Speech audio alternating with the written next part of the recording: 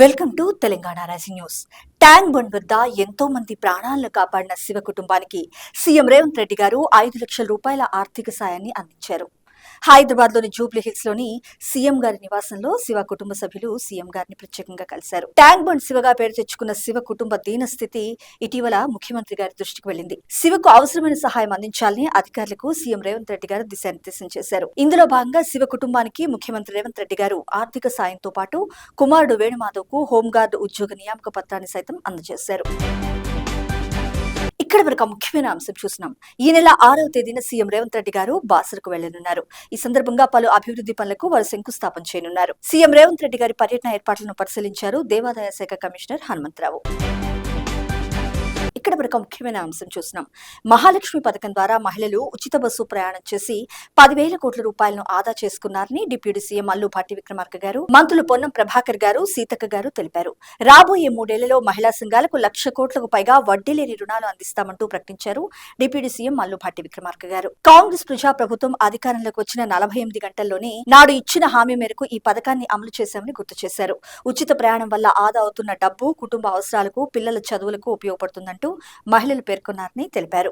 మహిళల ఆర్థిక వ్యవస్థకు ఇది సరికొత్త ఊపిరినిచ్చిందంటూ ఆనందం వ్యక్తం చేశారు. అంతేకాకుండా 1 కోటి మంది మహిళలను కోటీశ్వరులను చేయడమే తమ ప్రజా ప్రభుత్వ లక్ష్యం అంటూ పేర్కొన్నారు డిప్యూటీ సీఎం అల్లు భట్టి విక్రమార్క గారు. పూర్తిగా ప్రజా పాలనలో పారదర్శకతే తమ లక్ష్యం అంటూ స్పష్టం చేశారు మంత్రి సీతక్క గారు. ఇక్కడ వరకు ముఖ్యమైన అంశం చూసినాం. గ్రామ సభల్లో సీఎం గారి సందేశం వినిపించాలి. ప్రజాపాలన ప్రగతి ప్రణాళికలో భాగంగా ఏప్రిల్ 2 నుంచి గ్రామ సభలను పెద్ద ఎత్తున నిర్వహించాలని డిప్యూటీ సీఎం అల్లు భట్టి విక్రమార్క గారు పేర్కొన్నారు. మొదట సీఎం గారి సందేశాన్ని వినిపించి ఆ తర్వాత ప్రజాప్రభుత్వం అమలు చేసిన కార్యక్రమాలను ప్రజలకు తెలియజేయాలంటూ సూచించారు. రైతు భరోసా, ఉచిత విద్యుత్, ఇందిరమ్మ ఇళ్ల అభ్యర్థుల జాబితాను గ్రామ సభల్లో చదివి వినిపించాలంటూ సూచించారు. జూన్ 2 నుంచి అమలు చేయబోతున్న జీవిత బీమా గురించి కూడా తెలియజేయాలంటూ సూచించారు. విద్యార్థులకు అందిస్తున్న ఆహారం గురించి వివరించాలంటూ పేర్కొన్నారు. గ్రామ సభలు ప్రజాభిప్రాయ వేదికలంటూ ఈ సందర్భంగా మంత్రి సీతక్క గారు పేర్కొన్నారు. పాలనలో ప్రజల భాగస్వామ్యాన్ని మెరుగుపరచడమే తమ లక్ష్యమంటూ స్పష్టం చేశారు. ఇక్కడ వరకు ముఖ్యమైన అంశం చూసినాం. తెలంగాణలో ఆటోలకు వినియోగించే ఎల్పీజీ కొరత తీవ్రంగా ఉండడంతో రవాణా సేవలు దెబ్బతింటున్నాయని, ఆటో డ్రైవర్ల జీవనోపాధిపై ప్రతికూల ప్రభావం పడుతుందని రాష్ట్ర పౌర సరఫరాల శాఖ మంత్రి ఎన్ ఉత్తమ్ కుమార్ రెడ్డి గారు కేంద్ర ప్రభుత్వం దృష్టికి తీసుకెళ్లారు. ఈ మేరకు కేంద్ర చమురు, సహజవాయు మంత్రి హర్దీప్ సింగ్ పూరికి మంగళవారం వారు లేఖ రాశారు. రాష్ట్రంలో రోజు 55 టన్నుల గ్యాస్ లోటు ఏర్పడుతుందంటూ అందులో వివరించారు. తెలంగాణలో సుమారు 1,00,000 ఆటోలు ఎల్పీజీపై నడుస్తున్నాయంటూ తెలిపారు. ఇక్కడ వరకు ముఖ్యమైన అంశం చూసినాం.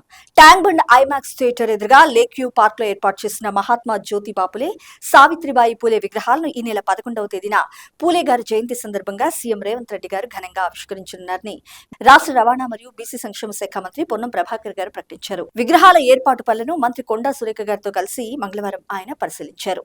వారం రోజుల్లో అన్ని పనులు పూర్తి చేయాలని అధికారులకు దిశానిర్దేశం చేశారు. నాడు సావిత్రిబాయి పూలే గారు మహిళలు చదువుకోవడం కోసం ఉద్యమించారంటూ పేర్కొన్నారు. వారి స్ఫూర్తి భవిష్యత్ తరాలకు ఎంతో ఆదర్శమని 4 కోట్ల రూపాయలతో వారి విగ్రహాలను ఏర్పాటు చేసుకుంటున్నామంటూ గుర్తు చేశారు. ఇక్కడ వరకు ముఖ్యమైన అంశం చూసినాం.